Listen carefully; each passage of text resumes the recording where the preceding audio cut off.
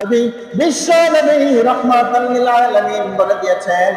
যারা যারা পুরো একটি মাস রমজানের রোজা রেখেছে, একটি মাস রমজানের গুরুত্ব দিয়েছে, রমজানের দায়িত্ব পালন করেছে, এরপরে যারা যারা আল্লাহ রব্বুল আলামিনের এই দেওয়া নিয়ামত খুশির দিনে যারা আল্লাহ রব্বুল আলামিনের নির্দেশে উত্তম পোশাক পরে নবীর সুন্নাহ অনুযায়ী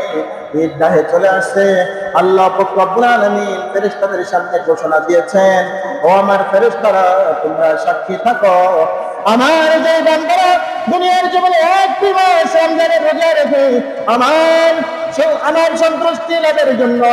একটি মাস কষ্ট করে যারা আজ আনন্দ করার জন্য ঈদগাহে চলে আসলো,